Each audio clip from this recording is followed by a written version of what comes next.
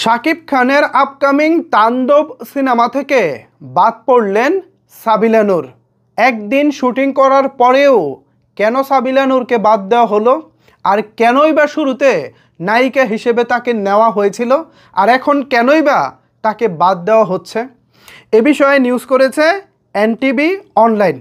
আমার কাছে পুরো নিউজটি রয়েছে, আমরা এখান থেকেই বোঝার চেষ্টা করব মূলত কেন সাবিলা নূরকে বাদ দেওয়া হয়েছে।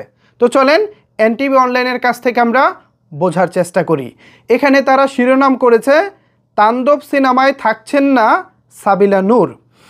রায়হান রাফির পরিচালনায় ঈদুল আজহার সিনেমা তাণ্ডবের শুটিং শুরু করেছেন ঢাকায় সিনেমার শীর্ষ নায়ক শাকিব খান। গেল 28শে মার্চ এই নায়কের জন্মদিনে ফার্স্ট লুক প্রকাশ করে সিনেমাটির আনুষ্ঠানিক ঘোষণা দেয় প্রযোজনা প্রতিষ্ঠান আলফা আই এবং এসবিএফ বাংলাদেশ।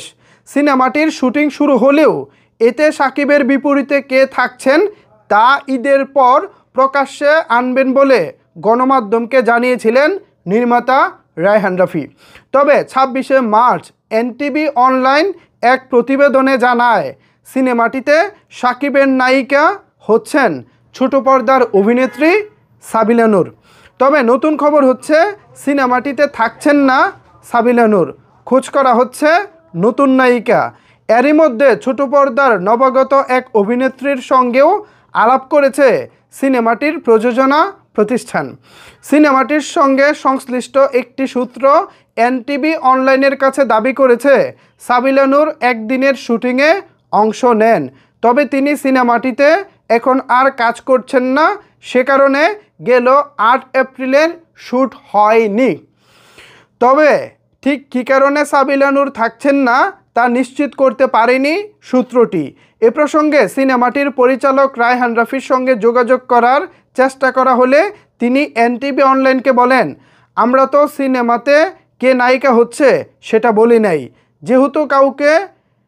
যেহেতু কাউকে নিয়েছি বলিনি, কাউকে বাদ দিচ্ছি এমনটাও বলছি না। একটা বিষয় এখানে ক্লিয়ার হলো, অফিসিয়ালভাবে যেহেতু সাবিলা নূরের কথা কোথাও বলা হয়নি, সেহেতু সাবিলা নূর বাদ পড়তেছেন এটাও কিন্তু এখন অফিসিয়ালি বলা যাচ্ছে না। রায়হান রাফির এই কথাটা আমার ভালো লাগছে। রায়হান রাফি বলেছেন, আমরা তো সিনেমাতে কে নায়িকা হচ্ছে সেটা বলি নাই, যেহেতু কাউকে নিয়েছি বলিনি, কাউকে বাদ দিচ্ছি এমনও বলছি না। তার মানে সাবিলা নূর আসলে তাণ্ডবে থাকছেন বা অভিনয় করতেছেন, এটাই তো একটা রিউমার, এটারই কোনো সত্যতা নাই। সুতরাং বাদ দেওয়ার প্রশ্নটাও তো এখানে আসলে হাস্যকর। তারপরে বলা হচ্ছে, সিনেমাটির এক প্রযোজনা প্রতিষ্ঠান সূত্রে এনটিভি অনলাইন আরও জেনেছে, দেশের একটি টেলিভিশন চ্যানেলে হামলাকে কেন্দ্র করে এগিয়ে যাবে তাণ্ডব সিনেমার গল্প। সিনেমাটির বিশেষ একটি চরিত্রে থাকছেন জয়া আহসান। এছাড়া সিনেমাটিতে মাত্র 40 সেকেন্ডের একটি ক্যামিও দিতে পারেন ঢালিউডের আরেক চিত্রনায়ক শরীফুল রাজ। তাণ্ডবের গল্প রায়হান রাফির নিজের পরিচালকের সঙ্গে যৌথভাবে চিত্রনাট্য করেছেন আদনান আদিব খান। তো এই হচ্ছে মূল ঘটনা। যেই খবরের আসলে ভিত্তি নাই, সেটা বাদ পড়েছে কি পড়েছে না এটা নিয়ে হুদাই হলো আলোচনা।